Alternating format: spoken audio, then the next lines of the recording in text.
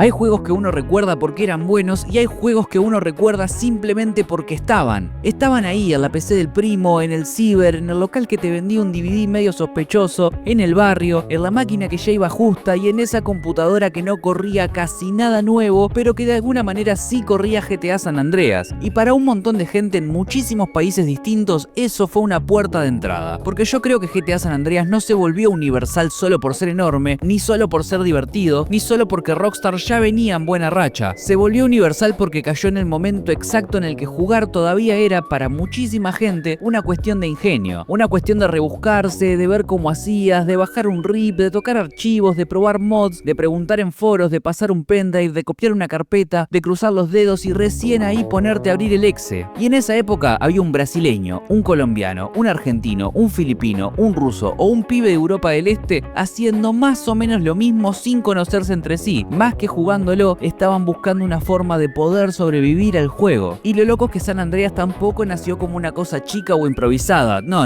todo lo contrario. Rockstar North lo arrancó después de Vice City en octubre de 2002 con la ambición de volver a patear el tablero. El equipo base rondaba las 50 personas y después creció. Tuvieron más tiempo que con Vice City y lo usaron para poder probar, agrandar y deformar la fórmula hasta que dejara de parecer una expansión con esteroides y pasara a sentirse como un país entero metido adentro de una Play 2. Incluso, según lo que contó que es un desarrollador del que voy a usar muchísimo material, años después el plan original era que Los Santos, San Fierro y Las Venturas fueran mapas separados unidos por trenes o aviones porque la memoria del Play 2 estaba apretadísima. El plan era que vos te tomaras algún medio de transporte, eligieras la ciudad y ahí te dropeaban en esa ciudad después de un corte, no que fueses conduciendo como hacíamos todos. O sea, el San Andreas que recordamos casi fue otra cosa muchísimo más partida y limitada, pero no, por suerte, terminaron haciendo esa locura continua que todavía se siente imposible para el 2004. Y quizás por eso San Andreas pegó así, porque parecía inagotable. Era un juego que todo el tiempo te daba la sensación de que atrás de la próxima esquina iba a haber una cosa rara. Gimnasio, bicicleta, avión, casino, campo, guerras de bandas, trenes, desiertos, novias, casas, cortes de pelo, estadísticas, trucos, jetpacks. Es un juego que no se conformaba con una sola fantasía. Te tiraba 20 arriba de la mesa y te decía arreglate como puedas, macho. De hecho, hasta sus imperfecciones ayudaron a construir ese mito, porque según lo que contó,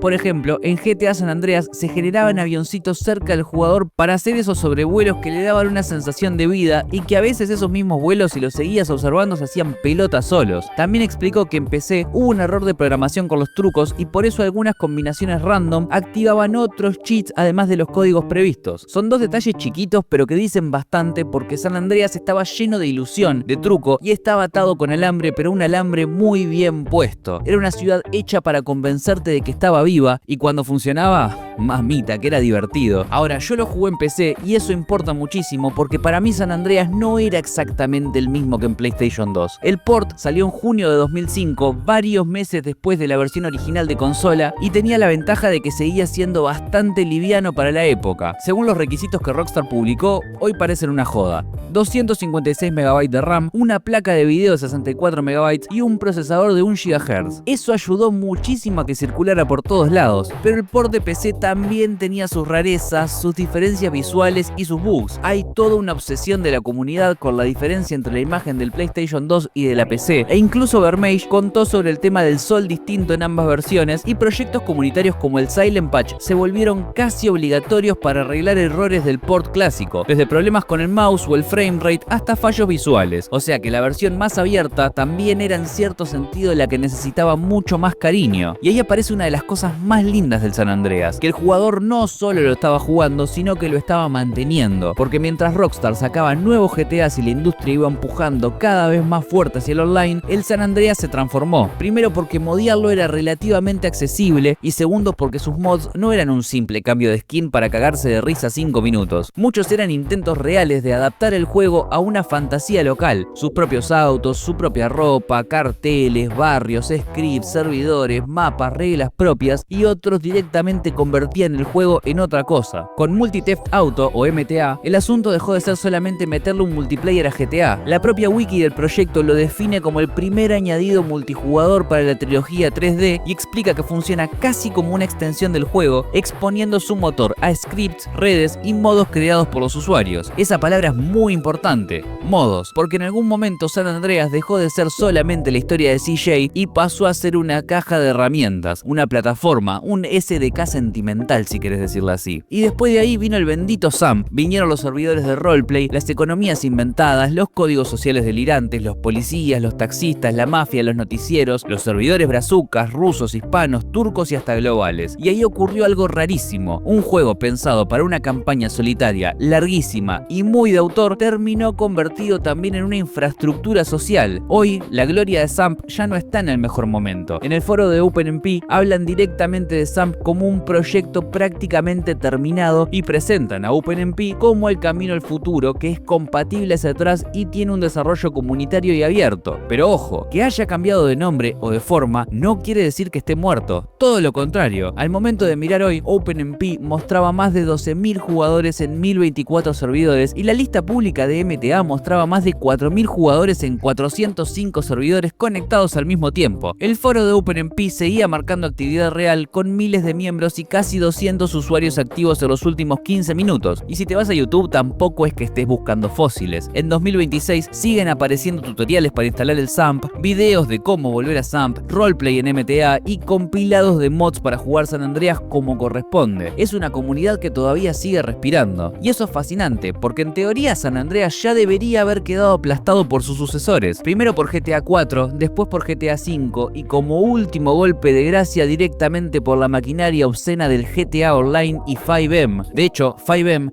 acaba de romper en 2026 la barrera de los 200.000 conectados al mismo tiempo en Steam. Contra eso San Andreas tendría que parecer algo de la prehistoria y sin embargo vuelve bastante seguido, vuelve incluso cuando ya no te conviene. Yo creo que sigue volviendo por una mezcla de factores que otros GTA no terminaron de repetir del todo. Vuelve porque es liviano, vuelve porque se modea fácil, vuelve porque corrió en máquinas donde otras cosas no corrían, pero también vuelve porque San Andreas tiene una lógica juguetona, impredecible, medio rota que sigue siendo dificilísima de reemplazar. El propio Vermeij dijo hace poco que una de las cosas que se perdió en GTA 4 fue la variedad del gameplay, esa sensación de no saber con qué locura te iba a salir el juego a la próxima misión, y yo creo que ahí hay una clave enorme. San Andreas se siente como un mundo que todavía te puede sorprender. Y después está el otro tema más feo que también es inevitable, yo no quería hablar mucho de esto así que lo vamos a hacer por arriba. El juego se hizo famoso por el quilombo en 2005 del Hot Coffee. Se reveló que había contenido sexual explícito oculto en el juego y la ESRB, que es la que pone las calificaciones estas medio fantasmas, le sacó la clasificación M de Mature y lo cambió para Adults Only y ordenó frenar ventas hasta corregir el tema. En Australia directamente le sacaron la clasificación y el juego no se pudo vender legalmente ahí, y recién en 2006 la FTC anunció un acuerdo con Take-Two y Rockstar por no haber revelado adecuadamente ese contenido a los consumidores y al sistema de ratings. Incluso la propia FTC señaló que Take-Two informó costos de más o menos 24 millones y medio de dólares asociados a devoluciones y reetiquetado de todo el contenido. Es decir, San Andreas abrió una puerta al debate y fue un campo de batalla político, comercial y moral en el momento exacto en el que los videojuegos empezaban a discutirse en serio en la esfera pública. Pero aún así, y esto para mí es lo más importante, San Andreas sobrevivió a ese quilombo. Fue mucho más que eso. No lo definió, se definió por su propio uso. Por el uso que le dio Rockstar cuando quiso hacer un GTA más ambicioso que todos los anteriores juntos, pero sobre todo por el uso que le dio a la gente. La gente que no tenía la mejor PC, la gente que se quedó más tiempo en el PlayStation 2, la gente que aprendió a meter un mod antes que configurar cualquier otra cosa, la gente que armó servidores, skins, cleos, reglas, ciudades paralelas, la gente que encontró en ese juego una forma de no quedarse afuera. Y por eso, capaz, San Andreas importa tanto en tantos lugares distintos, porque más que un retrato ficticio de California en los 90, fue una herramienta real de principios de los 2000 para millones de pibes que estaban haciendo rendir lo poco que tenían. Mientras unos discutían si esto era arte o corrupción moral, otros estaban viendo cómo hacer que anduviera, cómo traducirlo a su barrio, cómo tunearlo, cómo jugarlo con amigos, cómo volverlo suyo. Y eso me parece lo más increíble de todo, que sin coordinarse, gente de países lejísimos entre sí estaba construyendo una red de conocimiento compartido alrededor del mismo juego. Y perdonen que insista, pero uno en Brasil, otro en Estonia, otro en Filipinas, otro en Colombia, otro en Argentina, otro en Indonesia, todos tocando archivos, intercambiando soluciones, todos encontrando una forma de poder entrarle. Como si San Andreas hubiese sido más que un producto cerrado, un pacto informal entre jugadores que no querían que la falta de plata les dictara hasta dónde podía llegar su imaginación. Y ahí es donde para mí deja de ser simplemente un motor gráfico, porque sí, técnicamente lo fue, pero culturalmente realmente fue algo mucho más raro y valioso. Fue un motor creativo y recursivo, un juego que no solo te dejaba jugar, sino que te enseñaba a rebuscarte, a meterle mano, a compartir tus mañas y a construir pertenencia con restos, con parches, con tutoriales, con mods y con ganas. Hay juegos que envejecen como recuerdos. San Andreas envejeció como una herramienta, y capaz por eso seguimos volviendo. No para recordar exactamente lo que fue, sino para recordar lo que nosotros supimos hacer con tan poco.